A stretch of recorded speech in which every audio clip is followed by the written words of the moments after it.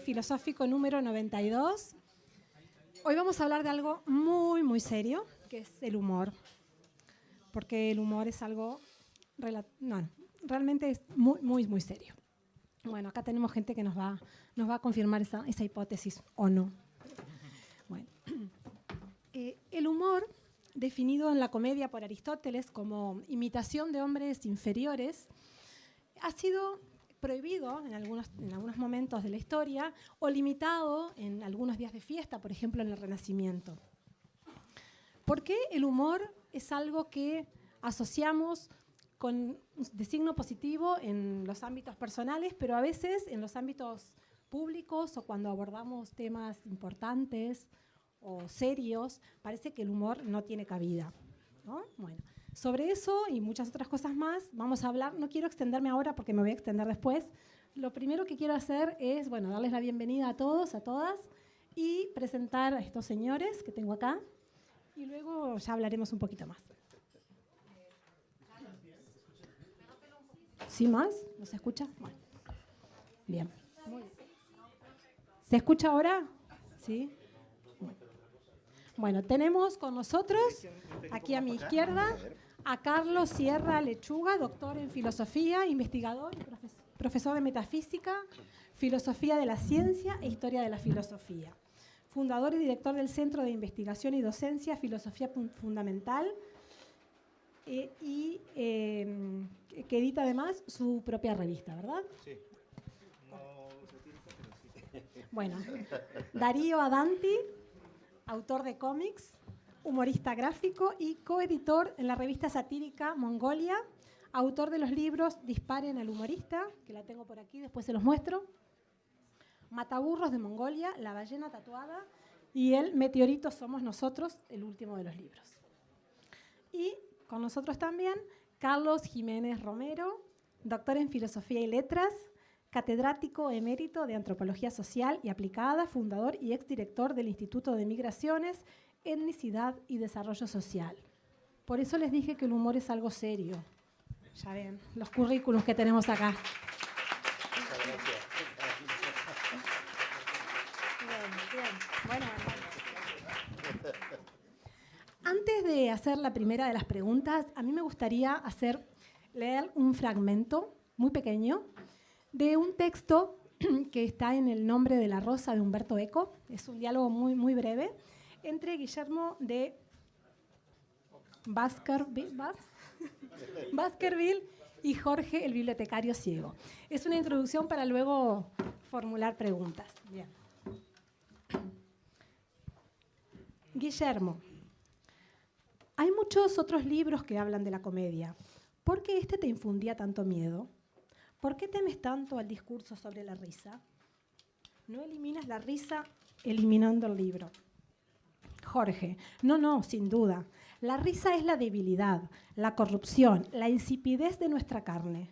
Es la distracción del campesino, la licencia del borracho, amparo de los simples. Pero aquí, haciendo referencia a la comedia de Aristóteles, aquí se invierte la función de la risa, se la eleva a arte. La risa libera al aldeano del miedo al diablo, porque en la fiesta de los tontos también el diablo parece pobre y tonto, y por lo tanto controlable. Cuando ríe, el aldeano se siente amo, porque ha invertido las relaciones de dominación. La risa sería el nuevo arte capaz de aniquilar el miedo. Supongo que a todos les resulta conocido este fragmento, porque es un libro muy conocido, pero más o menos está hablando sobre el libro de la comedia de Aristóteles. Entonces, todo esto a mí me lleva a una reflexión y que se la quiero preguntar al doctor en filosofía aquí. Y la pregunta sería, ¿por qué esa necesidad de aniquilar la risa, de ocultar todo lo que tiene que ver con el humor? ¿Qué posibilidades ofrece el humor? ¿Qué posibilidades para la reflexión ofrece el humor? Otro. Podemos, sí.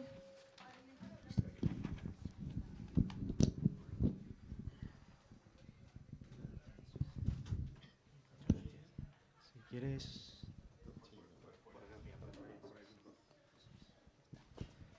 ahí. Bueno, pues muchas gracias, Carolina, por la invitación. Gracias a todos los presentes por estar presentes. Y desde ya os advierto que por lo menos mi discurso va a ser sobre el humor, no humorístico, así que espero que no os aburra demasiado. Bueno, ¿qué posibilidades da el humor, si es que da posibilidades? A ver, desde la filosofía yo tengo que confesaros brevemente que cuando Carolina me invitaba a dar una charla sobre el humor, bueno, a venir a la tertulia sobre el humor, yo decía, bueno, ¿y por qué a mí, no? Si soy tan antipático, ¿cómo? Y sobre todo a mí como filósofo, ¿no? Que les interesa. Lo cierto es que los filósofos y sobre todo los de la academia son bastante lejanos al humor y tienen poco sentido del humor. Entonces, que hoy venga aquí uno, pues es significativo.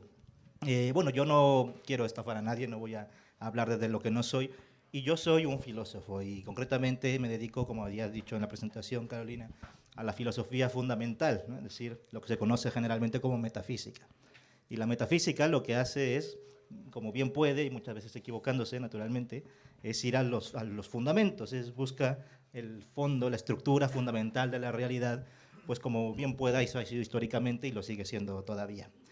Bueno, ante esa premisa, ¿no? Ese marco teórico, pues preguntar si cabe una filosofía fundamental del humor no es cosa trivial, ¿no? Que es un poco tu pregunta, si acaso nos abre algunas posibilidades.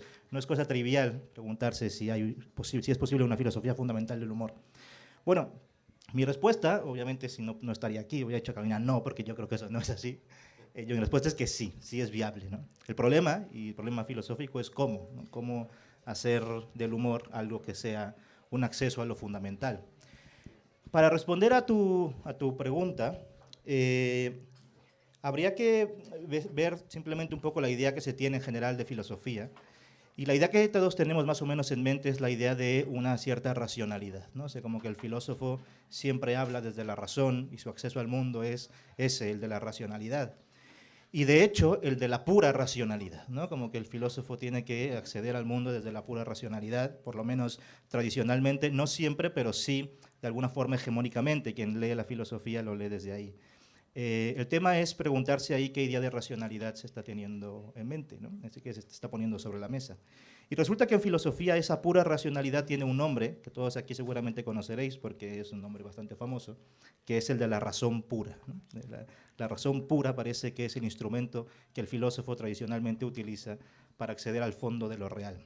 Bueno, pero resulta que ante una razón pura, la pregunta de si es viable o es posible el humor, no, ni el amor tampoco, ni el amor, la pregunta es no es posible. ¿Por qué? Porque la razón pura no tiene humor, porque es pura, ni bueno ni malo, no se ríe, es impasible. Pero entonces la risa es algo que es más, ¿cómo lo ves? ¿Como algo más biológico, más? No, lo que diría es que la razón humana no es razón pura. Y entonces lo que hay que cambiar es nuestra idea de razón. En ese sentido, ciertos filósofos a lo largo de la historia, y concretamente ahora mismo mi equipo y yo, entre otros, estamos intentando mostrar que la vía lógica, típicamente lógica o logicista en la filosofía, no es más que una vía que ha sido la tradicional, pero que no ha sido la única y que habría que reivindicar otras. Le hemos llamado, habida cuenta de que esto viene de los griegos, la vía física, por la vía de la physis, ¿no? La physis que es bastante... ¿Por qué? Porque el ser humano no vive en el topos hiperuranios platónico, ¿no? No es esa razón pura, sino que en el caso del hombre está físicamente en la realidad y por tanto está sentientemente, o sea, el acceso a lo real es sentiente desde la sensibilidad. Y esto es interesante porque seguramente aquí, en este café, todos habéis leído algo de Nietzsche, ¿no? Pues Nietzsche justamente, en su crítica a la razón pura, justamente, y concretamente a Hegel y a otros como Kant, lo que propone para sustituir la metafísica entendida como una lógica es la estética.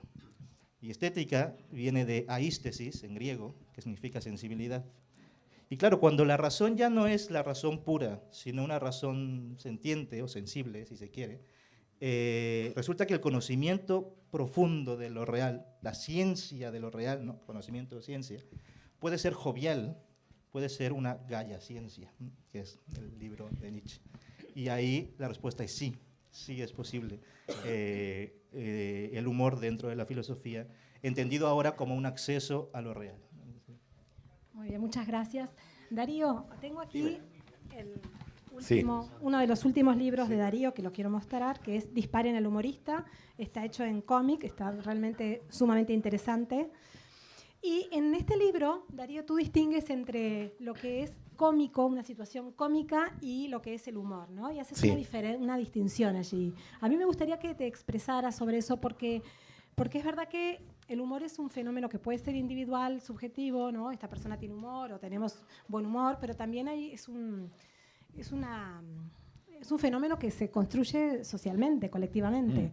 Entonces me gustaría que tú nos hablaras un poquito de qué elementos contienen aquellas situaciones que las que podemos decir esto es humor.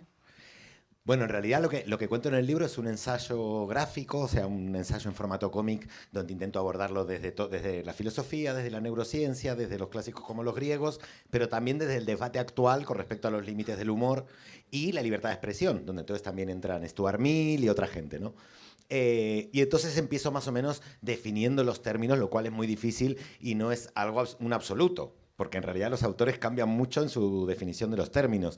Digo que la comicidad es aquello, bueno, ahora lo voy a definir fatal, lo defino mejor en el libro porque copio, tengo a mano otros libros de los que puedo copiar y aquí no.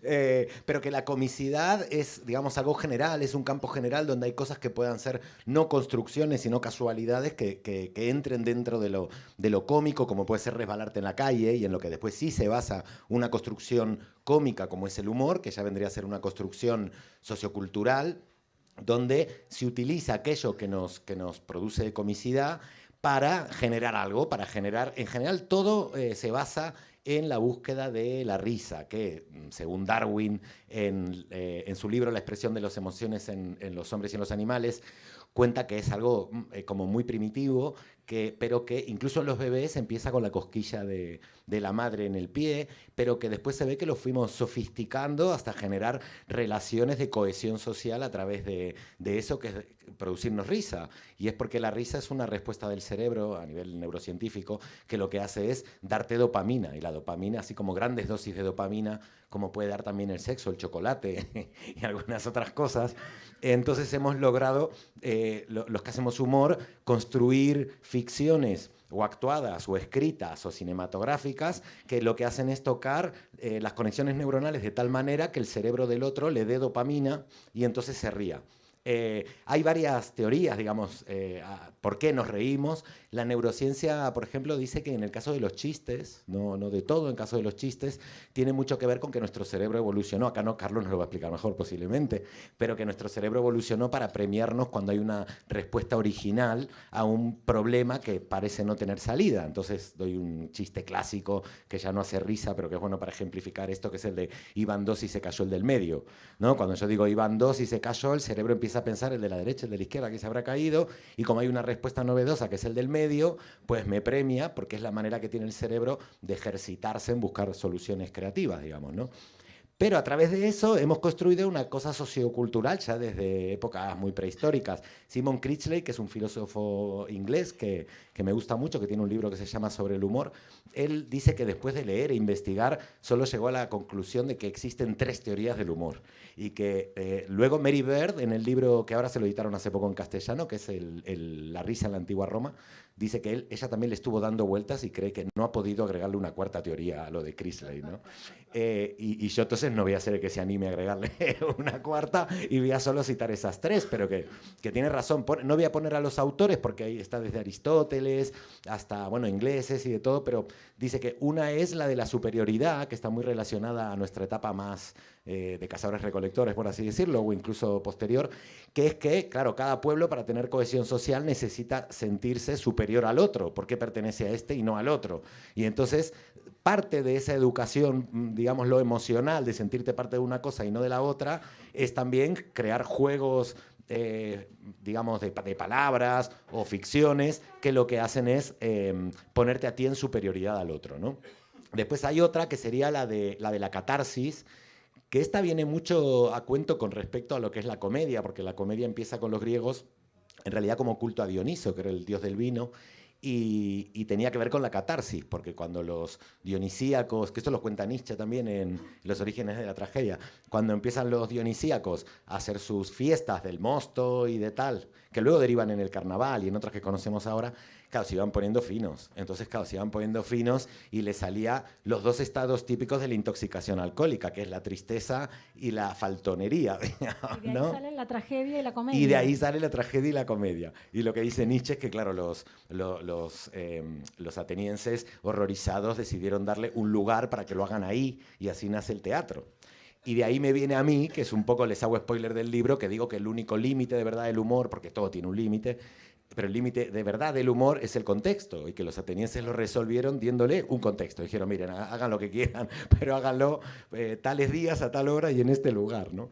Y entonces esa un poco sería la diferencia entre la comedia y el humor. Y la tercera teoría de la que habla Chrysler es la de la incongruencia, claro, la de la incongruencia, que también el cerebro te premia porque de alguna manera reconoce una falta de lógica, y supongo que nuestro cerebro, digamos, que se ha evolucionado para encontrarle lógica a las cosas. Esto es cuando hay una estructura que parece lógica y al final no lo es. También el cerebro premia por eso el absurdo sería, ¿no? Sería el absurdo, sí, sí. Y entonces un poco esa es la diferencia de la comicidad y el humor. La comicidad, para mí, engloba todo lo que puede despertarnos la risa sin que sea una construcción cultural, y en cambio el humor ya es una construcción cultural. Y dentro del humor ya podemos tener diferentes formatos como chiste, comedia, sátira, etcétera, ¿no?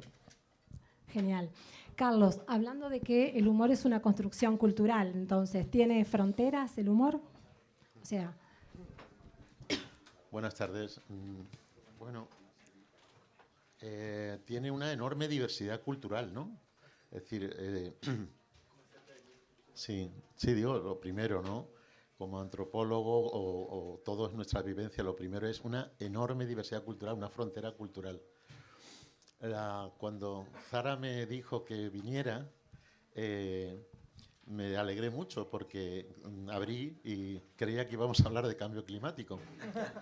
Cuando me llamó Carolina y me dijo, pues genial, porque necesitamos un antropólogo, genial, de verdad, muchas gracias, y digo, fenomenal, porque además puedo hablar del antropoceno y de tal. Y me dice, no, es sobre el humor. Textualmente dije, oh, no, porque no tengo ni idea. Pero así quedó bien frente. Bueno, no frente, vamos a conversar. Me he puesto a leer y a pensar como antropólogo y qué decir, ¿no? Y además Carolina tiene muy buenas preguntas. Entonces, vamos allá. Y ya han mencionado cosas muy importantes, porque Carlos, ya vamos aquí, hay una pregunta antropológica profunda, de antropología filosófica y sociocultural, que es ¿qué somos? Y sería si el humor es o no un rasgo específico del género Homo. Digo género Homo para no referirme a todas las especies humanas, porque todavía hay gente que habla de los sapiens como la especie. Ha habido bastantes especies humanas, pero hay un género Homo, ¿no? Es decir, nos diferencia esto, estamos hablando de todos los seres vivos, de las plantas parece que sí, de los animales no hay frontera, hay una continuidad y hay mucha risa, mucha ironía, sobre todo en los monos superiores, en los gibones, en los orangutanes, sobre todo en los bononos, sobre todo en los chimpancés también, hay incluso mala leche y humor agrio y todo. Es decir, que no somos tan distintos como en todo se va viendo, es como cultura, ¿no? Bueno, entonces, vamos a las fronteras culturales. Mi respuesta, he estado dándole vuelta estos días con muchas dudas y eso, es que el humor quizás consustancia algo fundamental en la antropología, y es la unidad y la diversidad del ser humano. Es decir, que somos muy, muy, muy parecidos. Hay que decirlo esto en un momento en que la palabra diversidad es la clave del mundo, una de las claves, además de guerra. Pero a su vez somos extraordinariamente diferentes. Pero ambas cosas, una lleva a lo otro. Entonces, por un lado, pues efectivamente lo que decía ahora Darío, ¿no? Claro, hay un momento de la evolución, hace 2,5 millones de años más o menos, que ya 600 centímetros cúbicos, 700, Australopithecus, ya el Homo habilis, pero hay un salto enorme hace unos 500.000 años, los neandertales, y hay un salto espectacular con nosotros, con los sapiens, hace 250.000. Hemos nacido hace 2 segundos de la evolución de la Madre Tierra. Somos muy, muy... todo lo que hemos hecho en tan poco tiempo, ¿no? Una aceleración brutal, poniendo en riesgo incluso la biosfera, ¿no? Y nuestra propia reproducción. Entonces, hay una serie de elementos que se están diciendo, de características que tiene el humor, la improvisación, digamos, lo absurdo, etcétera, que requieren una serie de capacidades cerebrales. Hay ahora mismo un poco el consenso, resumo, antropológico hay 4 capacidades que se van dando hasta los primates, que son lo que es la inventiva, el aprendizaje, la comunicación, la comprensión. Hay de todo esto. Esto es necesario para relacionarnos con los demás, para el otro. Pero hay algo que hoy por hoy se da como absolutamente distintivo del ser humano y único, que es la conciencia reflexiva. Sabemos que lo sé, y sé que lo sabes o que no lo sabes, etc. Esta capacidad autorreflexiva clave en el humor, de entenderte a ti mismo como individuo, como grupo, y al otro, la otredad, y al otro grupo, que son los 4 tipos de humor que los antropólogos distinguen, Hofstede, el humor, digamos, afiliativo, para fortalecer el grupo, el humor autoafirmativo, la exageración. Me he traído un par de chistes brutales para demostrar esto. Sí que estamos todos bastante maduros, adultos, entonces los puedo contar, pero se me han ocurrido chistes brutales que marcan los límites, que me da hasta corte. Decía, no los puedo contar, me va a caer una encima luego tremenda. Pero ¿cómo dices esto? Por eso, y entonces son de estos. Luego hay el humor agresivo hacia el otro grupo, el racista.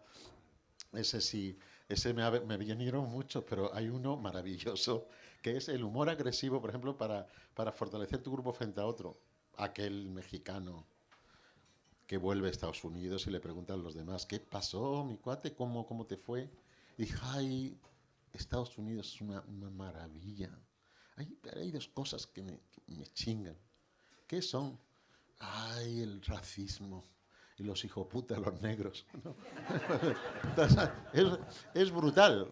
Bueno, los chistes racistas, machistas, xenófobos, contra los discapacitados, todo esto son fantásticos porque son contra los de la periferia, los subalternos. Por eso el humor hay que ponerle límite por el poder, porque es revolucionario, es transgresor. Y, total, lo que quería decir es que esa facultad sapiens es la que lo que ahora sé ya los paleontólogos, antropólogos, arqueólogos, estamos más o menos con un consenso, transformó las capacidades anteriores y generó nuevas. ¿Cuáles? La imaginación, sin la cual no hay humor. La imaginación, la creencia, somos seres que creen cosas, la creencia es clave, no se ve eso mucho en el resto del mundo animal, y otros elementos, ¿no?, de este tipo. Así que mi respuesta sería que claro que hay diversidad. Creo que habréis leído, acabo con esto, una anécdota que en casi todos los libros, que lo que yo he consultado aparecen varios, que es muy bonita, muy interesante, con Ronald Reagan, la conocéis, que es que fue a Japón y dio un discurso y soltó un chiste. Y entonces la gente se moría de risa a la japonesa. Y entonces Reagan, al acabar, le preguntó a la traductora, ¿cómo has logrado traducir este chiste tan nuestro en términos japoneses? Y le dijo a la traductora, no, yo solo he dicho que usted contaba un chiste. Es sensacional. Es que son, decir, imaginar la cultura de un republicano ultraconservador, yanqui, tal, por un lado, y por otro lado unos japoneses oyendo, escuchando, disciplina y tal. Y claro, se da es decir, es posible la comunicación, pero hay unos colosales malentendidos culturales. Ahí podemos profundizar luego, Muchas gracias. Carlos, una pregunta que quería hacerte es con respecto a lo que venías diciendo de una filosofía del humor y las posibilidades reflexivas que aporta el humor desde el humor como imaginación, ¿no? Es bien sabido que hay estados totalitarios o sociedades que han sido muy policíacas en las que el humor está prácticamente prohibido o perseguido. ¿Por qué crees tú que el humor puede ser peligroso en determinadas situaciones? Si sabes, si no sabes, no pasa nada. No sé. No, bueno. Yo no sé, pero si es argentino. Puedo responder igual. Pienso que si bien el humor ha sido muchas veces, y puede serlo, de hecho, ¿no?, potencialmente transgresor, también es un arma de doble filo. Es decir, también el humor, si bien a veces sirve para librarse o criticar al opresor desde la opresión, desde el oprimido, regularmente también ha sido lo contrario. Es decir, ha sido un instrumento brutal de control. Que solemos pensar como, claro, el humor nos libera y tal. No, sí, pero el panis et circenses de los romanos ha estado presente toda la vida. Y hoy basta con encender la televisión para ver toda la comedia basura que hay ahí, y vamos a ver si no sirve justamente para no librarnos, sino al contrario, para mantenernos dentro del redil, ¿no? Si podemos o no, o sea, si el poder quiere como quitarnos la posibilidad del humor, yo diría que más bien reconducirla, insisto, reconducirla a fin de que el poder se autoafirme, porque el poder, por definición, quiere mantenerse, ¿no? Ahora bien, la cultura en general no necesariamente ha tendido a eliminar de alguna forma las vías humorísticas, ¿no? De hecho, los propios filósofos han entendido el humor, varios, si queréis después podemos hablar de ellos, ¿no? Pero muchos filósofos han entendido el humor como la posibilidad de automejoramiento, por así decir, de la persona, ¿no? Es decir, la buena disposición de humor, lo que llamaríamos en general el buen humor, te da un sentido especial, que es el de la empatía con los otros, ¿no? El de no solo con los otros, sino eso, estar abierto a la realidad, lo que decía yo ahora al principio, ¿no? Y ese sentido esa sensibilidad a los otros muy especial que te da el humor se llama justamente sentido del humor. Y esto los filósofos lo han pensado mucho, desde Bergson, Kierkegaard, Kant, incluso Aristóteles, y todos han entendido tienen de común denominador el que el humor es una vía para el perfeccionamiento de la persona humana, es decir, es una vía ética para hacerse cada persona mejor a sí misma, ¿no? En ese sentido, ¿cómo se vincula esto con esa idea de que hay un humor inteligente y un humor no inteligente? En tu libro, Darío, yo veía que tú mencionabas críticas que se le suelen hacer a los humoristas. El tuyo no es un humor inteligente, o tu humor ofende. ¿Cómo puede ofender una ficción? Sí. ¿No? Un juego de conceptos. Bueno, lo bueno que tiene el humor es que cuando alguien no entra en código, porque en el fondo es un contrato el humor, es un código que tú firmas con el otro, cuando uno va por la calle con alguien y con una amiga, un amigo, y le dice, ¿te cuento un chiste de humor negro? Está proponiendo un contrato. Cuando la otra persona dice, no, que no estoy de humor. No, ahí se rompió el contrato. ¿No? También por eso digo lo del contexto, porque si yo voy por la calle y alguien que no conozco se me acerca y me hace un chiste irónico sobre mí mismo, lo voy a percibir más como una agresión que como un chiste, porque no hay un contrato previo de aceptarlo. Pero lo que pasa con el humor es que es muy curioso que aquel que no entra en el código, lo primero que hace es negar que eso sea humor. Que no pasa con el drama, con la tragedia. Yo veo en Telecinco o en Antena 3 los dramas que están dando ahora mismo, los domingos, un telefilm ahí, alemanes que le secuestran a los hijos en el parque y estas cosas. Y digo, ¡guau, qué drama más malo! Pero no digo, esto no es un drama.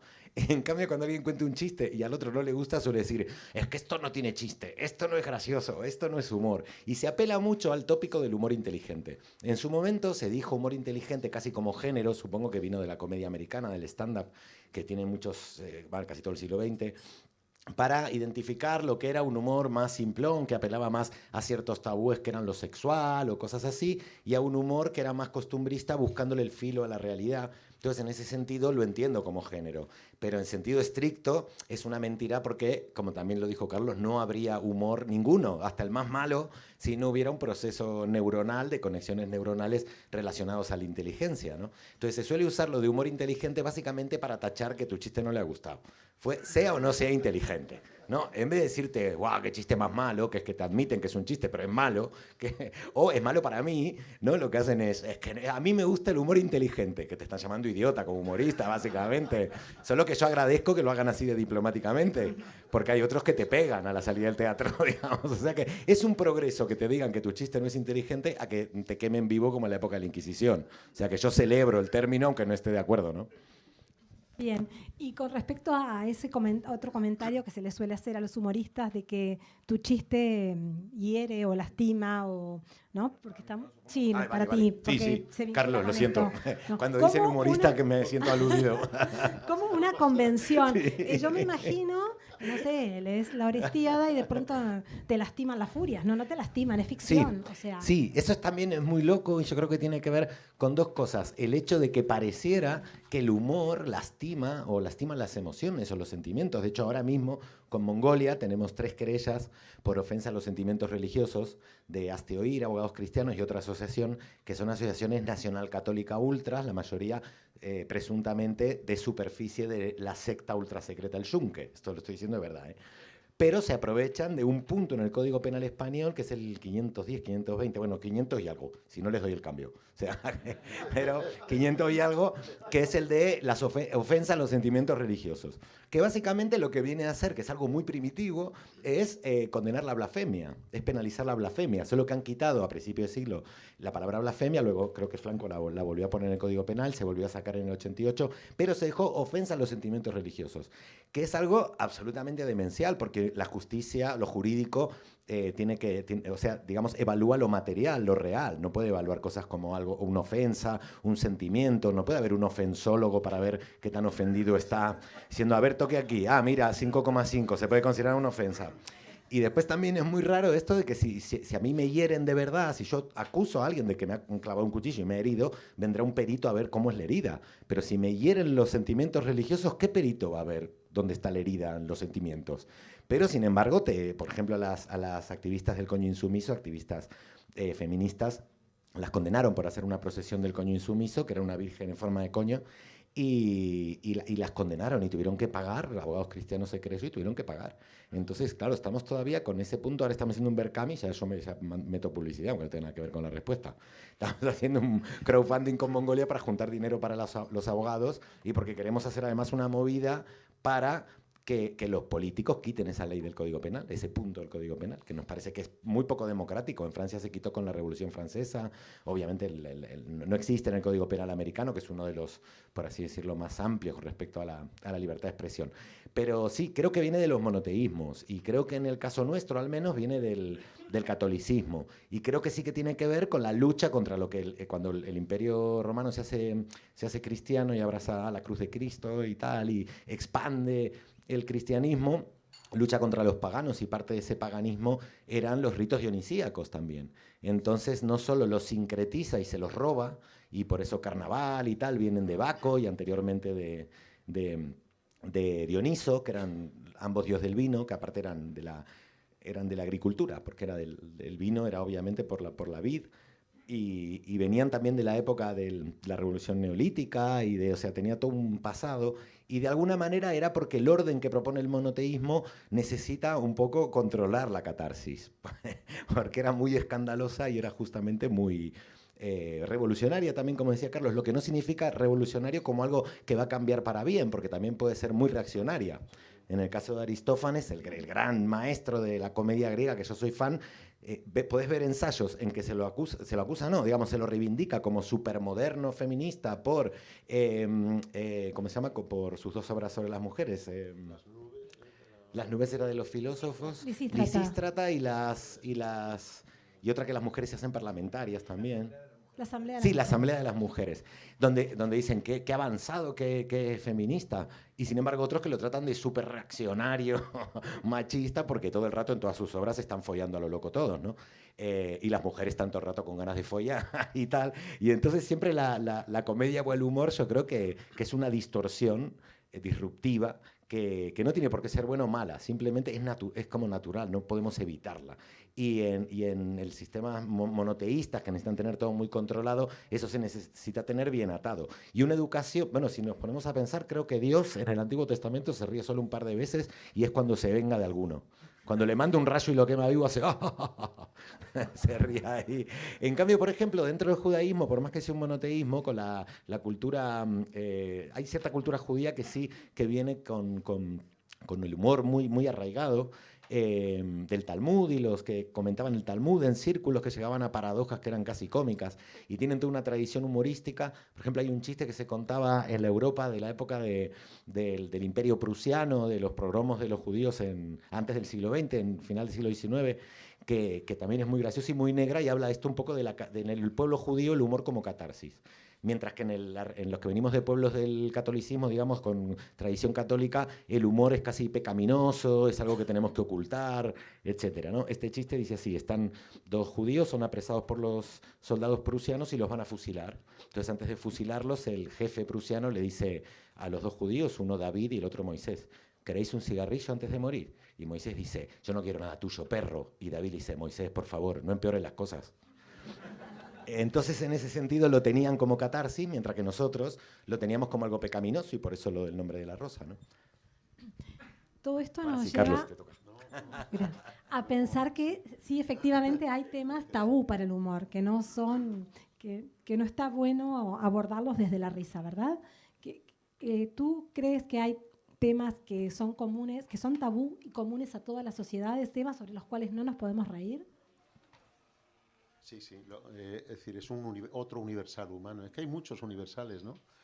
Como decía un amigo, universal con prudencia, porque los universalismos luego son impositivos, ¿no? Pero quiero decir, elementos comunes a la humanidad, el tabú, yo no, vamos, he estudiado culturas diversas, ¿no? Como antropólogo, y no, en todas hay asuntos prohibidos, ¿no?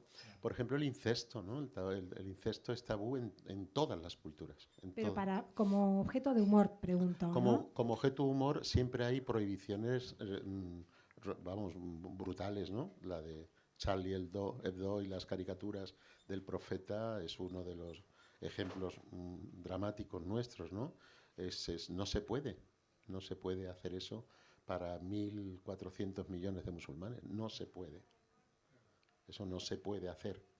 Entonces, bueno, es un tabú, ¿no? O a Dios no se le dibuja, ¿no? Dios no tiene 99 nombres, no uno, tiene 99, ya está bien, dicen ellos, ¿no? Pero no, encima no lo representéis porque estáis soliviantando, está por encima de todo, tenemos que postrarnos, ¿no? Etcétera, etcétera. Esto en el mundo islámico, pero así ocurriría con. Es muy interesante la diversidad cultural respecto a una característica del humor que creo que es una de las más liberadoras y fundamental hoy día, que es reírse de sí mismos. Esto sí es clave en individuos que tienen la capacidad de reírse, y sí ha sido por algunos filósofos y guías espirituales, etcétera, dicho como algo esencial en la liberación. Hay algunos dichos orientales de que la sabiduría es reírse de sí mismo. Es decir, eso es sabio. Lo otro es conocimiento, esa cosita, ¡buah!, el conocimiento. Pero sabiduría, hay algunos taoístas, Zen, el Koan, que dicen que es reírse de sí mismo. Y luego hay pueblos, por ejemplo, yo viví mucho tiempo en México, tuve pareja mexicana, etcétera, conozco bien la cultura mexicana, y a ellos les encanta cachondearse de sí mismos, pero no te cachondees de ellos. Mucho cuidado, ¿no? Ellos te cuentan, no, pues fue un mexicano allí a la guerra civil de ustedes y bueno, pues se pasó la vida matando fascistas. Ay, qué bien, ay, pues, dijo el progre, ¿no? Y dijo, no, pero luego se cansó y se puso a matar republicanos. ¿Y eso? ¿Pero cómo pudo ser? Y dice, bueno, había que matar gachupines, ¿no? Eso es el chiste mexicano frente a España, liberador, anticolonial, brutal, ¿no? A eso respondemos allí los españoles. No, pues ustedes, joder, ustedes siempre están diciendo que son puro macho, muy machos. Allí no, allí somos machos y hembras y lo pasamos re bien, ¿no? Ahora ya añadiríamos machos, hembras, LGTBIQ. Ahora, es que el contexto lo es todo. Es que hay chistes, el contexto, como has dicho antes, marca completamente el sentido, el límite, ¿no? Y sí. Ay, mira, me viene a la cabeza para esto que preguntas, por ejemplo, mitos de origen, ¿no? Conocemos nosotros el Génesis, ¿verdad? Ese mito impresionante, fantástico, ¿no? Bueno, pues está lleno, todas las culturas tienen su mito de origen y son bellísimos. A mí me fascina como humor el de los Ojibwa, Pacífico, la costa al oeste de Estados Unidos, Canadá. Dios, el Supremo, el Ser Supremo, estaba realmente aburrido. Es lo mismo que en otras culturas. Y necesitaba un interlocutor, alguien, las plantas, los animales, pero necesitaba. Y entonces cogió barro, igual arcilla, y produjo una persona, un hombre, se decía, ¿no? Ahora una persona, ¿no? Pero nada, fue la primera vez que lo hacía y se quedó dormido. Y se coció tanto que salió negro. Y dijo, Dios, me cago en la leche, qué mierda de ser humano. ¡Ah! Y dijo, voy a hacer otro. Lo hizo y estaba inquieto por tener ya su interlocutor y lo sacó muy pronto. Y salió el hombre blanco, una mierda. Y dijo, joder, y lo tiró. Y ya Dios cogió, construyó y le dio el tiempo justo de cocción y nacimos el indio americano. Entonces, hay que afirmarse, entonces la pregunta filosófica sería, ¿se puede uno afirmar sin negar al otro? Creo que es una pregunta hoy importante. ¿Se puede contar un humor imaginativo, bestial, maravilloso, tal, sin ofender, etcétera? Pues yo creo que todo es el contexto, la intención, el código, la compenetración. Se pueden contar barbaridades. Yo estoy contra lo políticamente correcto, estoy con la libertad de expresión plena, porque lo que falta, si yo estuviera con amigos musulmanes y fuera a contar alguna cosa, haría un pequeño prólogo nada más. Ya me conocéis, Mohamed, ya sabes qué, ya sabes, déjame, ¿no? Que soy andaluz, déjame, mira. Y luego tú me dices, venga, no, vamos entre los dos, pero si no es más que cachondeo, venga, va. Haría un pequeño prólogo, porque así a lo bestia a veces se daña sin querer, ¿no? ¿Es el humor una cuestión de forma o de contenido o de ambos? ¿No? El que quiera. Darío, porque para ti tengo algo más Sí. específico. Yo, bueno, esa pregunta la respondía Cicerón en De Oratore, ¿no? Y decía que es una cuestión de forma. No es lo que se dice, sino cómo se dice. Pero yo quisiera, y ya ahora seguir vosotros, pero yo quisiera romper una lanza sobre lo que habéis dicho, una lanza a favor de Aristóteles, ¿no? Ahí, ¿no? Una lanza a favor de Aristóteles, porque has empezado con una cita de la Poética, donde dice que Aristóteles, que el humor, bueno, la comedia, es la imitación, la mímesis de los miserables, ¿no? Paulos dice en griego, ¿no? Los pobres, los miserables. Y dice, pero particularmente porque en ello, o bueno, no simplemente por ser los más malos, sino porque se copia de ellos lo geloion, ¿no? En griego, que es lo ridículo, lo hilarante. Y en ese sentido, Aristóteles dice eso, ¿no? Por cierto, paréntesis, a propósito de un dios aburrido, la teogonía de Hesíodo es exactamente igual. El caos en griego es bostezo, house, es un bostezo, está aburrido hasta que tiene que venir luego Cosmos y ordenar las cosas, claro. Los dioses se aburren. Los dioses se aburren. Bueno, volviendo a Aristóteles, y Aristófanes, que tú has dicho que, pues fíjate, tú sabes que ni Platón ni Aristóteles le tenían buena estima a Aristófanes, como Aristófanes no le tenía buena estima al maestro que era Sócrates, ¿no? Es interesante porque el que los dos lo hayan tenido en tan mala estima, probablemente habla en general de que ese humor para ese tiempo era considerado un humor vulgar, como aquí podría haber sido, como hoy en día, pues no sé, pienso en, no lo conozco, pero estaba yo pensando, es que yo soy mexicano, fíjate, para bien o para mal, eso no. Pero pensaba, bueno, ahí se me ocurren muchos malos humoristas, y aquí pocos porque tampoco tengo demasiado, y tampoco me voy a encender la televisión. Pero pienso en Flor, supongo que Flo, ¿no? El comediante ese que todos, bueno, sabes que es vulgar hasta, bueno, pues yo creo que sería o Torrente, ese lo dije, pero como hay gente que cree que Torrente es un tal del cine, pues preferí pensar en Flo, que yo creo que en ese todos coincidimos, ¿no? Pues pienso que en su caso, Aristófanes en su tiempo era el Flo de su momento. Era el tío que, como tú decías, reivindica unos valores que son más bien vulgares, no tanto por la comicidad, sino más bien por la vulgaridad con la que hace eso, ¿no? Entonces yo me andaría con cuidado al criticar a Flo, porque no sabemos si 2000 años después los intelectuales en una tertulia dirán que Flo era un gran maestro, ¿no? Y quiero volver con Aristóteles, y ahora sí rompo la lanza. Aristóteles cuando dice eso, lo dice en la Poética. En la poética está tratando el tema de la epopeya y luego el tema de la tragedia como continuadora de la epopeya, que es imitación de las praxeias, de los actos heroicos, ¿no? De los actos heroicos. Dale, y en cambio la comedia no. Y uno puede, se queda la gente con eso, ¿no? Y con eso Humberto Eco, que es un magnífico de la pluma, hace toda la novela esta, ¿no?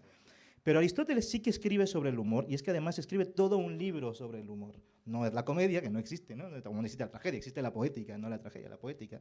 Pero existe un complemento a la poética, que es la ética a Nicómaco. La ética a Nicómaco todo el rato está hablando de lo que bien podríamos traducir casi ad verbatim, literalmente, el buen humor. Y el buen humor es lo que en griego se decía eudaimonía, lo que tradujeron los latinos por felicitas, por felicidad, literalmente en griego es buen humor, porque el daimon es el espíritu, el buen espíritu, el buen humor, y todo el tiempo está hablando de cómo conseguir el buen humor, la eudaimonía. Y a propósito de los contextos y tal, la respuesta de Aristóteles es clara todo el rato, lo que en el colegio le llaman el punto medio, que Aristóteles dice es la frónesis. Para alcanzar la eudaimonía, el buen humor, la buena disposición, la virtud, en última instancia el arete, hay que tener frónesis, prudencia, hay que ser prudentes. Y concretamente, además, no solamente lo dice una y otra vez en un montón de casos, sino que además se dedica específicamente a hablar de lo cómico, en la ética Nicómaco. Y ahí, lo que se traduce en general por cómico, Aristóteles en griego no le llama comedia, como en la poética, que es la comedia, que es eso, el flow y eso, ¿no? Sino que le llama él el carisma, alguien carismático, gracioso, pero carismático, charis en griego significa don, gracia, ¿no? La gracia, el don, es decir, el carismático es el que está abierto todo el rato al otro, a propósito, siempre al otro. Y por tanto, para estar abierto al otro hay que estar en ese punto medio, que nunca es un punto medio geométrico, equidistante, no, sino que es móvil, prudente entre los extremos, para ni ser un bufón, un flo, no ser un bufón, ni ser un tío que carece de sentido de humor. Tiene que ser carismático. Y dice una frase, y ahora os lo doy, dice una frase y con esto termino. Ya se empieza.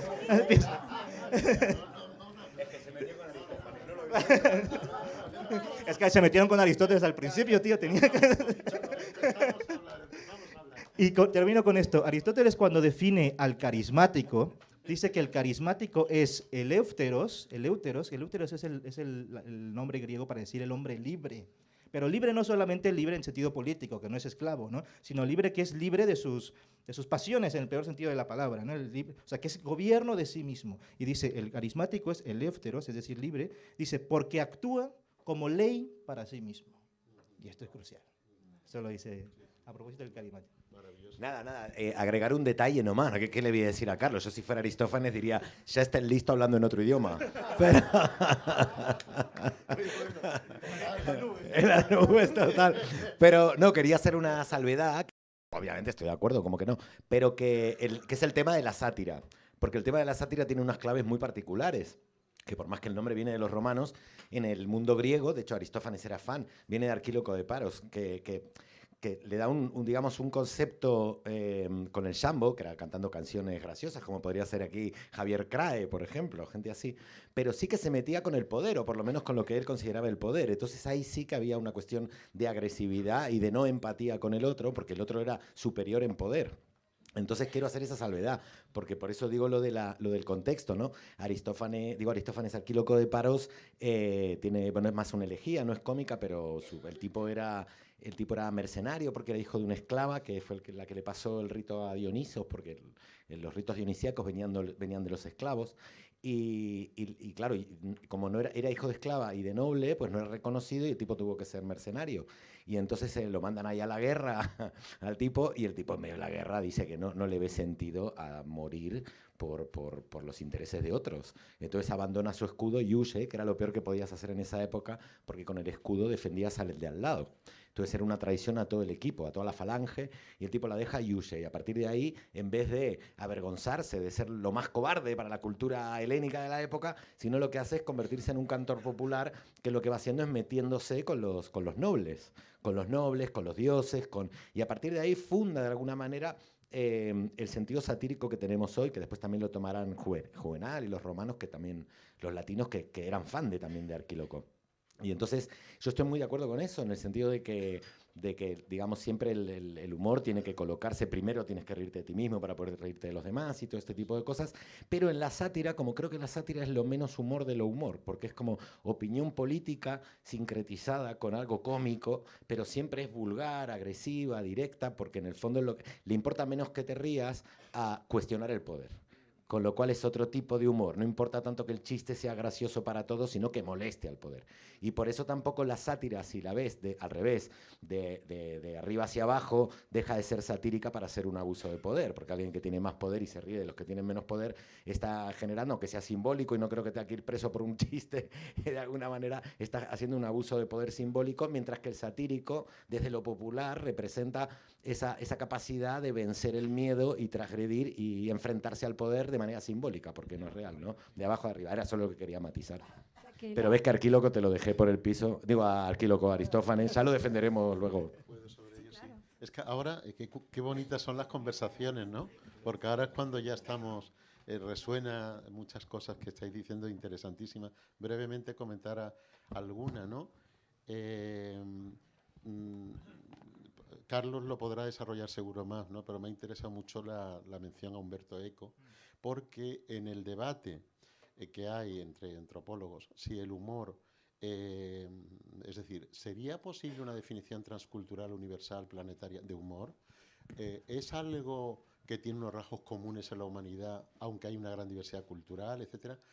Humberto Eco, en la diferencia que hace entre lo trágico y lo cómico, sería de los que duda de que pueda haber un universal del humor, ¿no? Porque él dice que tanto lo trágico como lo cómico rompe la norma, va más allá, pero que en la comedia se da por hecho no se explicita qué normas se está violando, qué normas se está rompiendo. En la tragedia siempre te queda clarísima. Entonces, claro, en un contexto cultural, una norma se está dando por hecho porque todos compartimos, es decir, en una conversación entre mexicanos, en una conversación entre gitanos, entre senegaleses, wolof, etcétera, se da por hecho un montón de cosas, no se explicita. Y esto, para él, para Eco, es un rasgo de lo cómico, que se está saltando las normas de todo tipo, de parentesco, ¿no?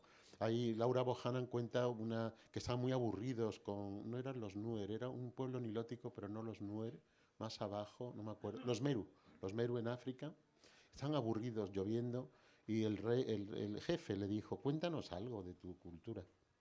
Y Laura Bohannan, antropóloga, dijo, bueno, les cuento Hamlet. Y entonces tiene un ensayo que es una maravilla, que es el malentendido colosal, porque los otros, los tíos allí en la tienda, le iban diciendo, imposible, una reina, que no, casarse con la viuda del hermano, que no puede ser. Y ella, bueno, vamos a dejarlo. Es decir, todo Hamlet era imposible. Es que es imposible, ¿no? Porque en tu norma... entonces, quería comentar este elemento y luego algo que comentaba ahora Darío y que has sacado tú también, la cuestión de la relación humana, de la alteridad, claro, en toda cultura hay una posición necesariamente etnocéntrica. No racista, pero sí etnocéntrica. Entonces, el humor es salvador en el contacto intercultural. Es salvador porque es precisamente, como bien ha dicho antes Carlos, es sensibilidad, es empatía, es la capacidad de ponerte en la piel del otro. Pero el humor en ese sentido es una frontera, es un reto. Poder entender, podernos reír entre hermanos, con fraternidad, ¿no? Porque si no, ahí me viene la frase primera de un comunicólogo intercultural del 86, de 1986, el libro se llama Intercultural Communication y empieza, hasta ahora, que las culturas se entiendan es un tema fascinante para los antropólogos. Dentro de unas décadas será una cuestión de supervivencia humana. Y es que o nos entendemos o no nos entendemos. Y entonces el humor, esta enorme capacidad de imaginación, de abstracción, estas capacidades, todos los tienen, todas las culturas, pero es necesario que podamos ponernos de una manera amable en la piel del otro y saber reírnos de nosotros mismos, del otro, de nuestra cultura, para no caer en nacionalismos exorbitantes, para no caer en identidades asesinas que decía Min Malouf. Todo esto el humor lo relaja, porque si no vamos, lo relativiza, este es el punto. Tiene una función relativizadora de la experiencia humana absolutamente clave, ¿no? Sobre esto que tú dices, quería hacerles una pregunta, sobre todo a Darío, porque estás más vinculado al tema del humor, y es que hace unos días, a raíz del terremoto en Turquía, salió una viñeta de la revista Charlie Hebdo en la que dice, hay unas imágenes, bueno, dibujadas, ya no hace falta enviar tanques, ¿no? Así a primera vista es horrible, ¿no? Ese comentario. Pero bueno, quería preguntarte a ti porque como has tenido, o sea, situaciones similares.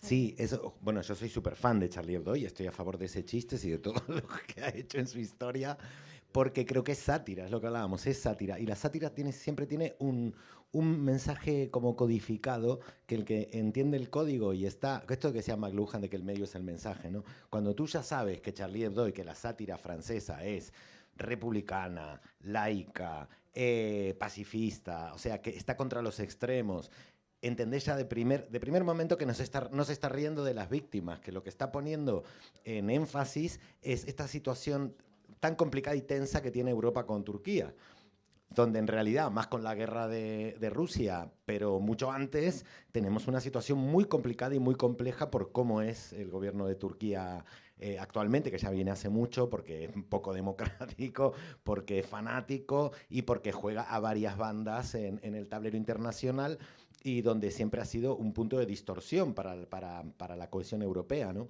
Y entonces el chiste no va sobre los muertos de Turquía, va sobre, bueno, si teníamos previsto en algún momento un conflicto con Turquía, nos lo estamos ahorrando.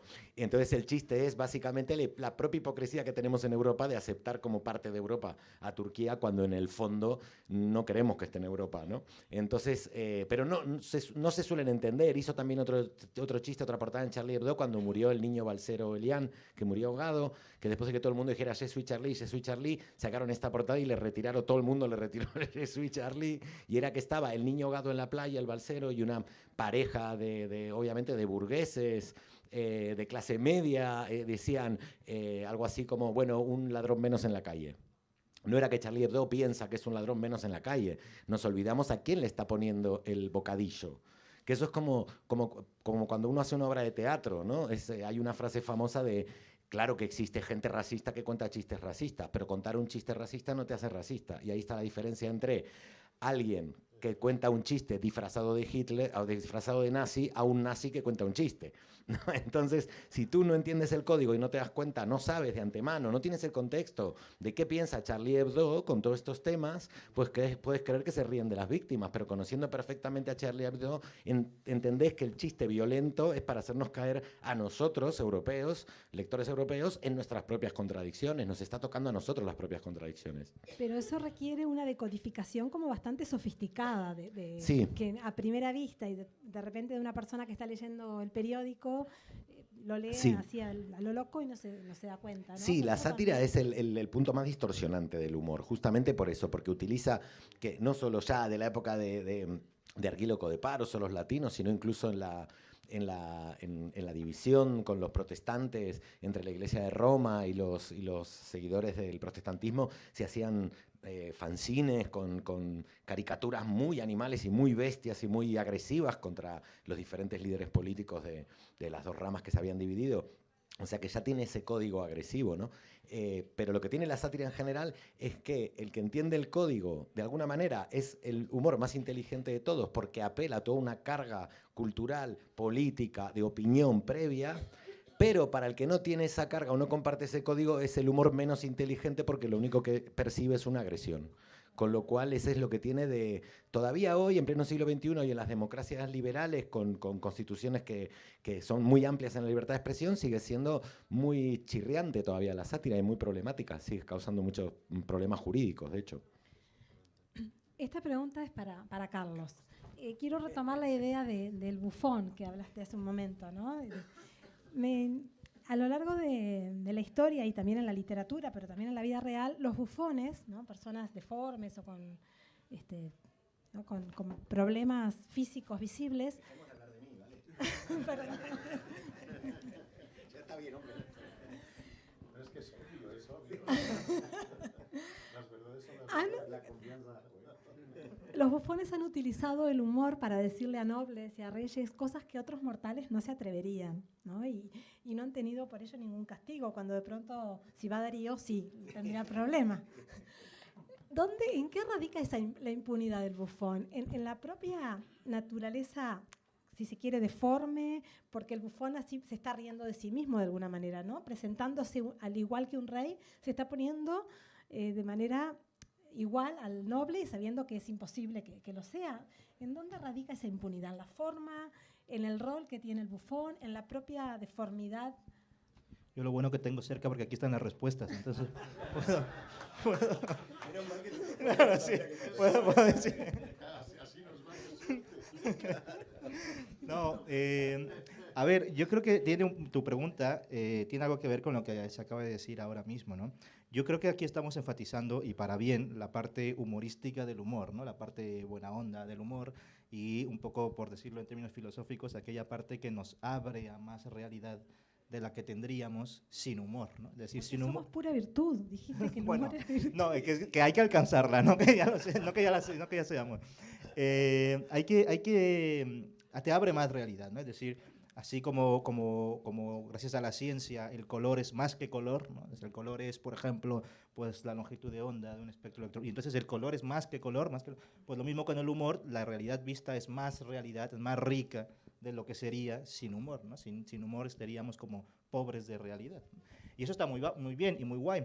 Pero también, y a propósito de todo esto, de Charlie Hebdo y tal, ¿no? Parece que la carga del que debe entender el humor está en el receptor. Y yo querría romper ahora otra lanza a propósito de ¿y qué pasa con el emisor? Es decir, el emisor no tiene también una responsabilidad nuevamente ética. Es decir, claro, el receptor, en este caso, pues es el que, bueno, es que tú no has entendido el humor, tú no estás participando del contrato, o tú no eres parte del grupo etnológico y por eso no lo entiendes. Vale, pero ¿y qué ocurre con el emisor? Digo que tenía que ver con tu pregunta, porque claro, el bufón, si es bufón por una causa suya, digamos, porque se ríe de sí mismo, él habrá tenido que pensar sobre sí mismo, reflexionar sobre sí mismo, deliberar sobre sí mismo y burlarse de sí mismo para señalar, en este caso, al rey o a quien sea un determinado defecto, ¿no? Ya sabéis lo de quién era, no sé si era Lope de Vega o Quevedo, ¿no? Entre el clavel y la rosa, ese lo conocéis, ¿no? Entre el clavel y la rosa su majestad escoja, ¿no? Y le dice que a la tía que escoja. Claro, pero es humor inteligente, ¿no? No solamente está, insisto, no es inteligente solamente porque el receptor lo sepa entender, sino porque el emisor ha deliberado antes de emitirlo. Es decir, no cualquier cosa vale, porque el emisor tiene que saber deliberar en qué contexto y tratar de buscar ese justo medio en virtud de cuándo y dónde puede decir lo que puede decir. No puedo decir simplemente, ya está, no me entendió, esto es libertad de expresión, ya, sí, pero perfectamente un miembro del Ku Klux Klan podría ser cómico y miembro del Ku Klux Klan y cagarse de risa de los mexicanos y de los negros y de quien quiera. ¿Y por qué esos no son censurables? Es decir, o sea, más bien, porque esos sí son censurables. Y claro, o no, claro. No, y claro, el tema es ese. Bueno, crees que no, pero hace un momento hablabas de la asimetría del humor, ¿no? De cómo no es lo mismo el humor de abajo para arriba. Jurídicamente no es Hombre, penalizable. Claro. Yo no hablo en términos legales, ¿vale? Me estoy moviendo en un terreno más basal que el de la legalidad, que es el de la ética. Yo como lo legal me importa poco y además como... A mí como Claro. Bueno, yo también soy editor, pero bueno, no tenemos todavía esos problemas. No, y además como persona autodeclarada anarquista, yo creo que dejarle nuestros problemas al Estado y a las leyes es una falta de responsabilidad enorme, ¿eh? Es decir, cuando nos vamos nosotros a hacer... Toda ética es autónoma, si es heterónoma no es ética, ¿vale? Es moral o moralina o qué sé yo, ¿no? Entonces, claro, nos vamos a reír en función de qué se nos dice que podemos reírnos, ¿no? O no, sino yo cuando cuento un chiste tengo que tener sentido del humor. Tengo que tener tengo que ser un evdaimonos, un prudente para saber. Toma. Sobre ese punto, ¿vale? Para seguir, sí. Sí, mira, yo cuando he tratado como antropólogo intercultural el tema de la tolerancia, el respeto, he tenido que distinguir a veces con el tema de la inmigración, con el racismo. El respeto, sin más, respeto que yo tengo que llamar pasivo, que es yo contigo no me meto, con el respeto activo. Es que el respeto hay que currárselo. En la línea, es que hay que trabajárselo. Estoy hablando con este, es de tal cultura, que quiero tener empatía, le quiero respetar, por lo tanto lo traduzco así, lo digo asá, hoy no, mañana sí. Es que hay que trabajárselo, no es simplemente digo exactamente lo que me sale de tal y te lo digo ahora y te lo digo de tal. Es que no es esto, es que eso no es respeto. Entonces el humor es un instrumento fantástico, pero como cualquier instrumento, una vía fantástica. Yo el bufón lo que lo veo es, salvo que fueran impuestos y como esclavos en las cortes y eso, lo veo como una maravillosa inteligencia de aprovechar la oportunidad, ¿no? Y soy así y sé que estoy subalterno y sé que me están riendo y sé que soy enano, etcétera, pero aquí tengo yo una oportunidad. Y entonces se sitúa en el sistema de una manera específica que solo él puede o ella, etcétera, ¿no? Un medio de liberación, sí. Creo que y luego es muy importante, yo creo, en estos temas, el esfuerzo que tenemos que hacer hoy día, yo creo, tal como va el mundo, es intentar ver las cosas desde las otras culturas. Es decir, es que el etnocentrismo, el occidentalocentrismo que tenemos es brutal. Es que todo creemos que tenemos la verdad, la norma, ¿no? Por ejemplo, la actitud ante el otro, que me encantaba el tema anterior, ¿no? Pues para entender un poco el humor oriental, que hay muchos orientes, por ejemplo, en el budismo, por ejemplo, en toda el Mahayana, el Hinayana, etcétera, pues ellos tienen 4 virtudes, la bonomía es fundamental, la ecuanimidad o punto de equilibrio también, pero a mí las que me fascinan son la alegría altruista y la compasión. Es decir, si sufres con el dolor ajeno y te alegras con la alegría ajena, eres todo. Entonces te diluyes y te liberas. Para hacer eso hace falta una empatía, un saber ponerse en la posición del otro, que es la interculturalidad, que es fundamental. Entonces, en este sentido, creo que estamos hablando de un tema no solo serio, sino de una necesidad enorme de un buen uso de una herramienta humana maravillosa que es el humor, pero bien usado, que es difícil, esto de las técnicas, cómo se usan, etcétera, pero puede ser devastador, es una agresión, por ejemplo, contra las mujeres, ha sido parte fundamental del patriarcado, la cantidad y cantidad de chistes con mala leche, algunos muy graciosos, pero con una mala leche espectacular, poniendo al otro en su punto. Los negros han sufrido una barbaridad. Ellos tienen por otro lado otro humor maravilloso, de reírse de nosotros, fantástico también, de ellos mismos y de los blancos, y los gitanos tienen un humor finísimo también contra los payos.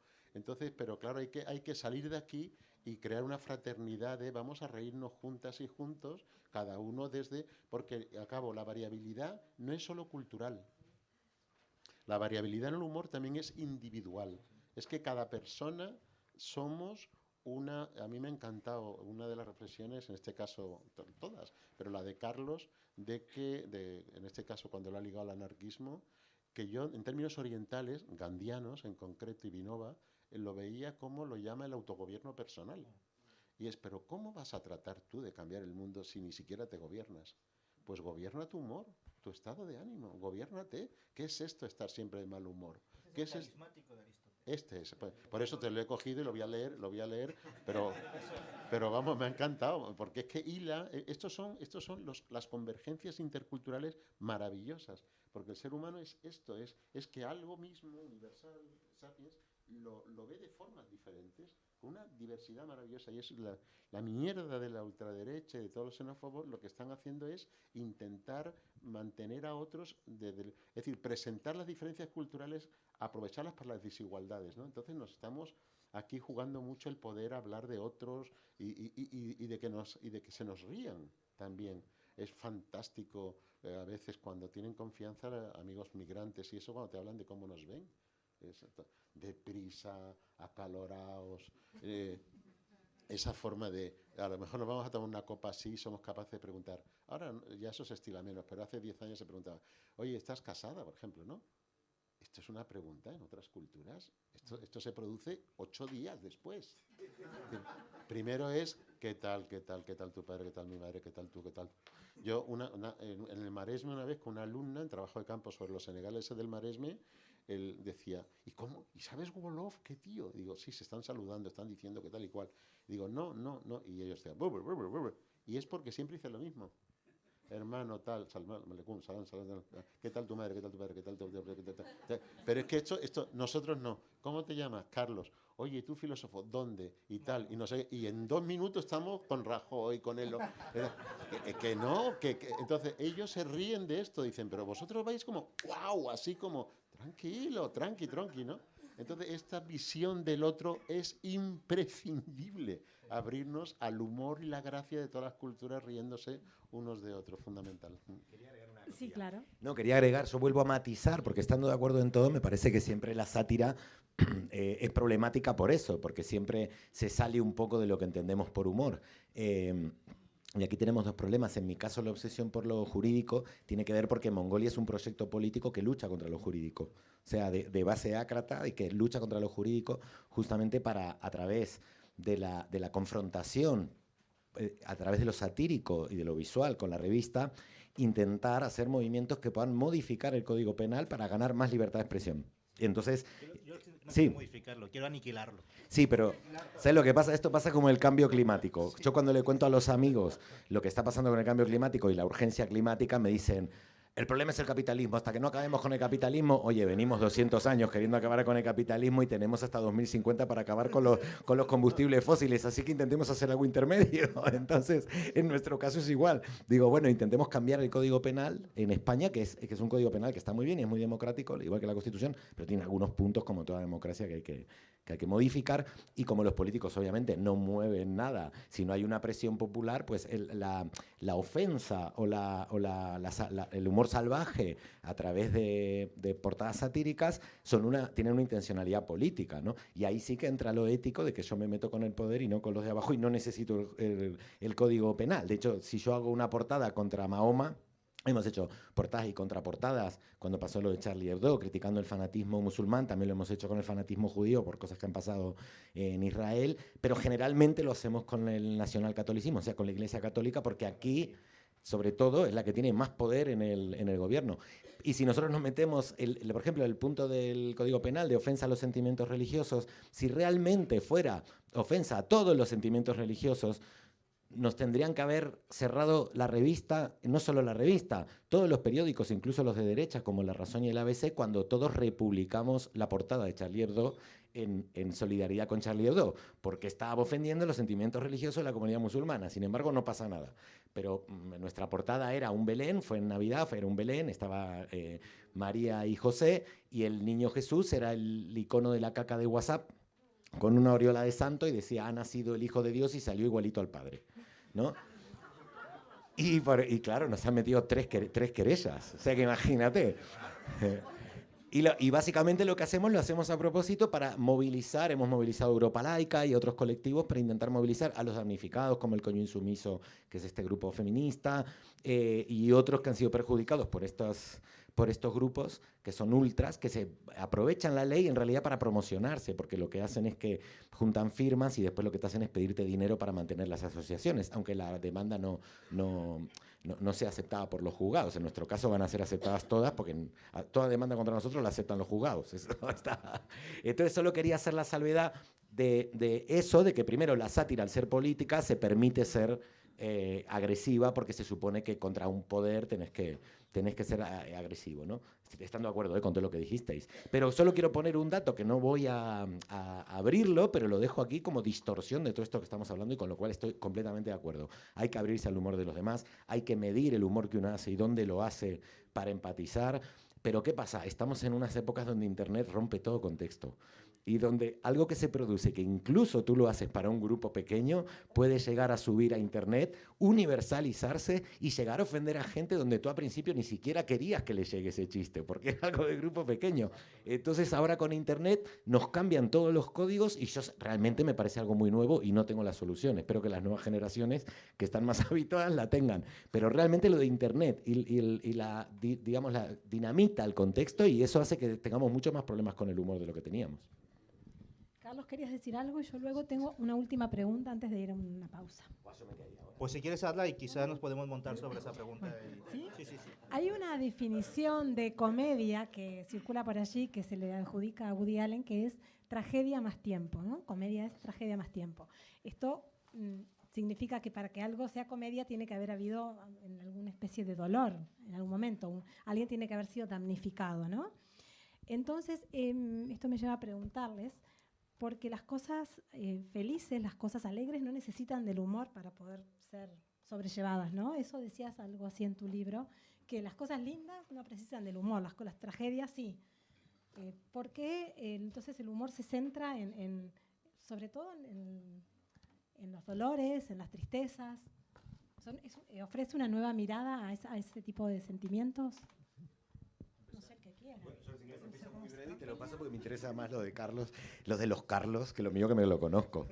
No, digo que en realidad esa frase yo me investigué y no era de Woody Allen, la había dicho antes también otros cómicos, muchos otros cómicos, pero se le atribuye a él porque él la puso en una película. Yo tengo la teoría que es personal, o sea, que no digan que esto es así, que en realidad eso fue una especie de fórmula que se inventaron los propios cómicos de stand-up en el siglo XX en Estados Unidos para no cagarla, básicamente.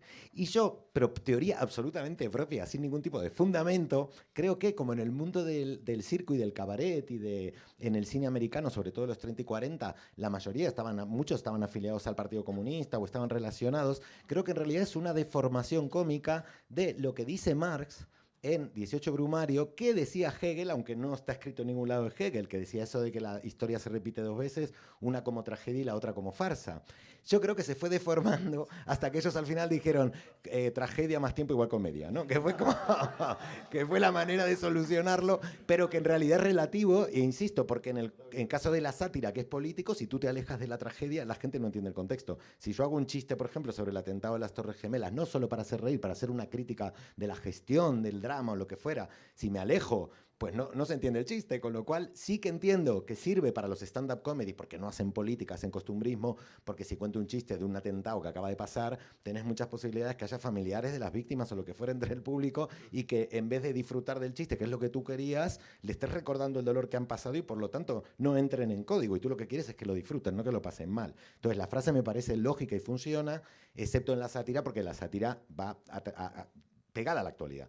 Dicho esto, yo tenía otra teoría, que no está en ese libro, que estará en otro siguiente, que es que a partir de Einstein, da igual que sea drama más tiempo igual comedia o drama más distancia igual comedia, porque en realidad como espacio y tiempo es lo mismo y es verdad que funciona, porque antes de internet, si un drama pasaba en Rusia y yo contaba el chiste acá, no se te ofendía a nadie. Entonces yo podía dejar pasar X años o podía contarlo a tantos kilómetros de distancia. Eran las dos maneras de hacerlo. Y me gustaría hacer en próximo cómic, pero de broma, la fórmula de espacio-tiempo para ver cuál es la relación tiempo-distancia para poder contar un chiste. ¿Cuántos kilómetros o cuántos días? Pero solo por risa, porque no sirve para nada, vamos. Hay un cuestionario con 32 preguntas para medir la distancia cultural en chistes. Qué bueno, no sabía. Eso te lo paso a ti, yo no lo quiero para nada. Qué guapo. Sí, y lo mira para burlarme de la fórmula. Se hacen 32 preguntas y entonces... Sí, nada, sí, no me acuerdo, pues, no me acuerdo cómo se llama, pero te lo puedo... Sí, es un cuestionario, se hacen 32 preguntas y se mide eso, la distancia cultural en la comprensión del humor que puede haber. Sí, eso, los antropólogos siempre están ahí intentando medir la distancia cultural. Sí. Interesante. Bueno, ¿sí? Es decir que a propósito de lo del Internet, pues eso todavía nos exige aún mayor responsabilidad que antes. Es decir, no basta con decir, bueno, antes éramos más libres y ahora... No, claro, al contrario. Si ahora las distancias se han acortado precisamente por una web, ¿no?, que está ahí, nos acorta a todos, pues significa que la responsabilidad no solamente está en quien cae el chiste, sino en quien lo produce nuevamente, ¿no? Y tiene que ser todavía más prudente, todavía más carismático aún. Y si ya nos costaba antes, pues ahora máxime más, ¿no? Y sobre eso también... tú hablas mucho de la sátira, ¿no? Y entiendo justamente que ahí más que producir humor, es utilizar el humor para hacer una crítica, sobre todo política, ¿no?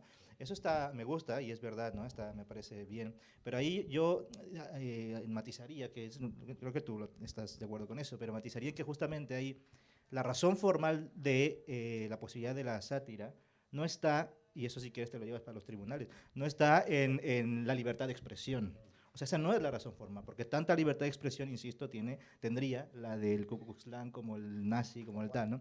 Entonces, creo que ahí no tiene un poder causal la libertad de expresión, que está ahí, pero no es sustantiva en este tema en particular, el de la sátira, sino más bien en el de la asimetría en esa libertad, que es diferente. Es decir, la razón formal de podernos reír contra el opresor no está en que todos nos podemos reír de lo que queramos, porque el opresor también podría hacerlo, y además, y sin consecuencias jurídicas ni tal, ¿no? Sino, no está en poder hacerlo, sino en cuál es la direccionalidad del flujo de la risa, ¿no?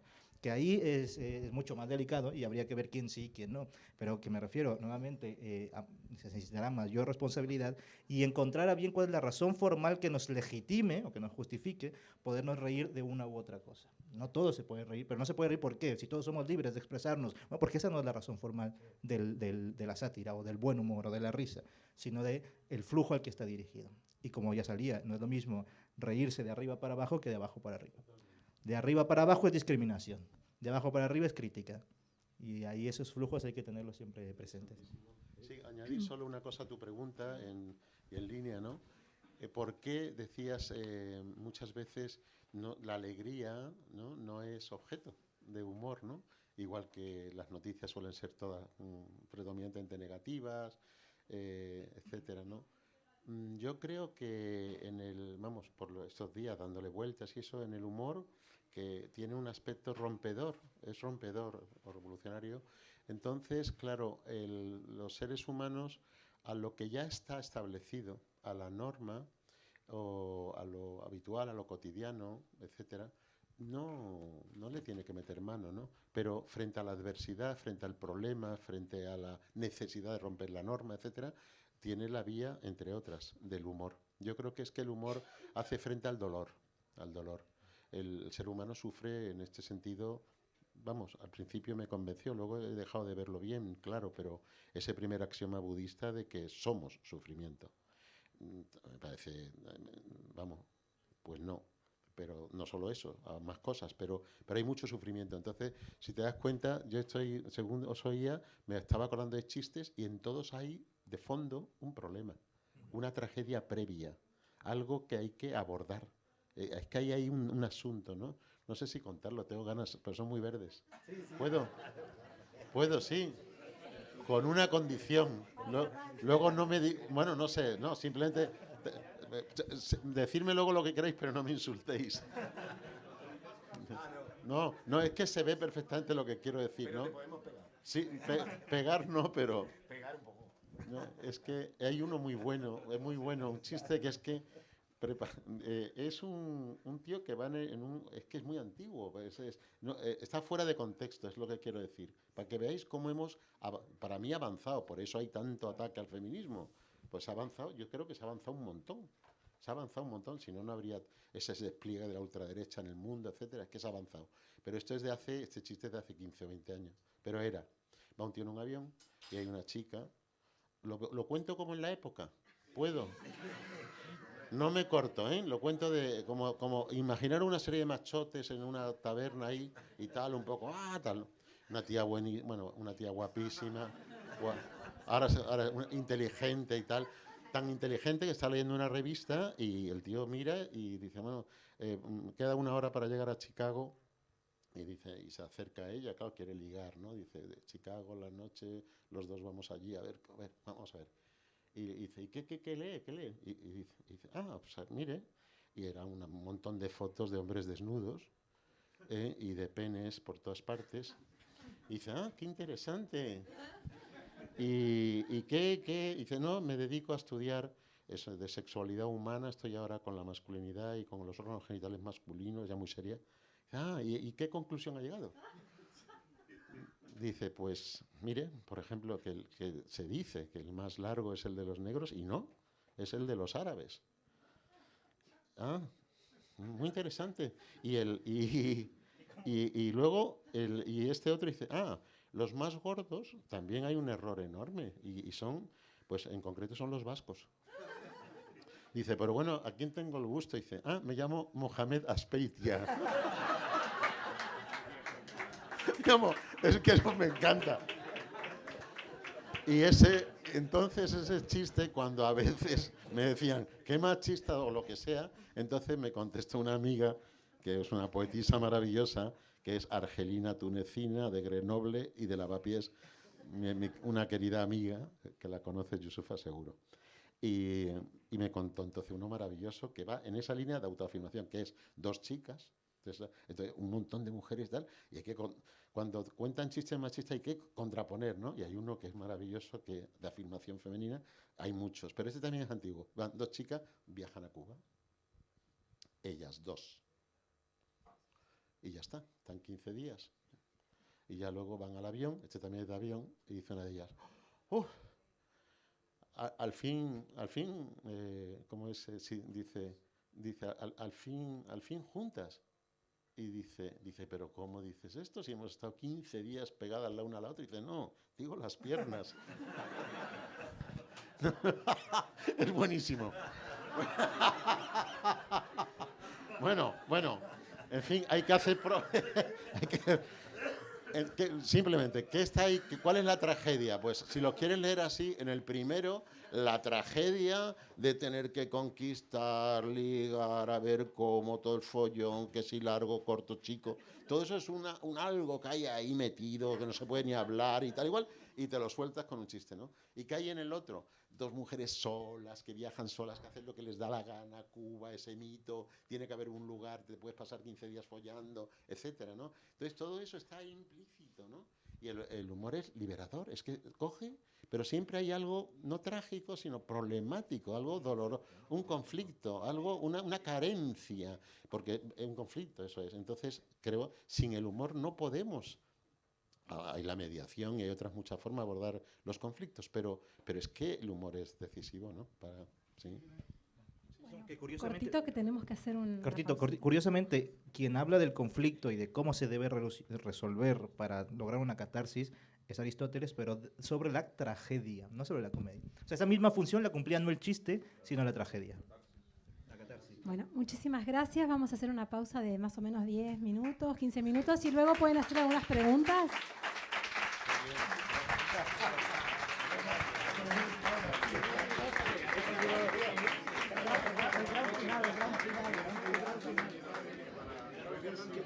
El micro, porque se escucha mucho mejor.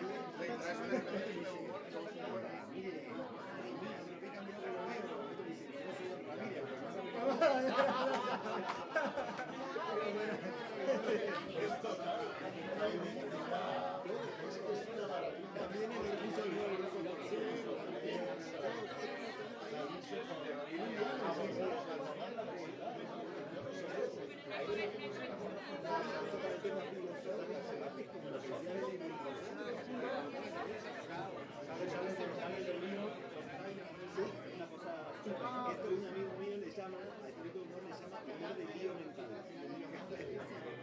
Ese tiene lío mental. Es lo de diablo. No la tercera teoría esta que había dicho, la de Chris Lake,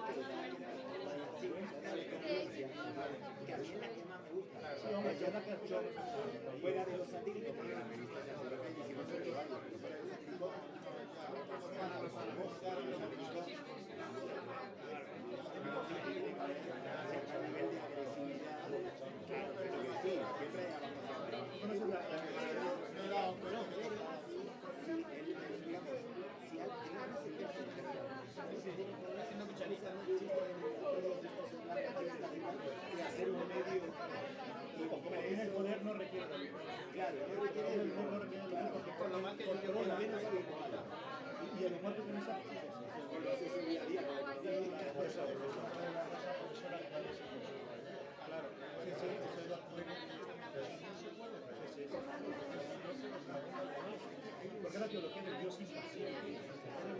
Es un dios griego, o sea, griego del filósofo. No es un dios judío. El dios judío es un dios que se enoja, tiene pasiones.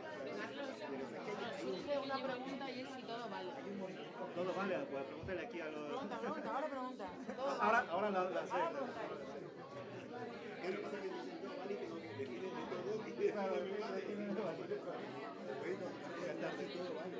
Pero claro que definir todo y decir todo vale. Sí, claro. Que me preguntan que me están preguntando. ¿No se experiencia con el Clinic? Sí, somos fans. Sí, de Clinic. Nosotros somos de alguna manera, dijimos en primer momento, somos íconos de canal en Shadi, que es francés, que dedica sátira con páginas serias. Nosotros tenemos páginas serias, pero yo no lo creo la relación entre el IBEX 35, que son los 40 ricos, la iglesia, nosotros tenemos la monarquía y el poder político. Y luego la parte satírica. Y viene un poco de Clinic, de la revista Barcelona de Buenos Aires, del canal, más que de Xavier Do, porque Xavier Do es más humor gráfico. Nosotros tenemos guionistas, pero lo nuestro es más escrito y con fotomontajes. Y formato periódico.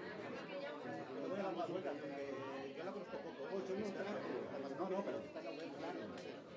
Bueno, en realidad de kiosco vamos, por favor, la hacemos en papel.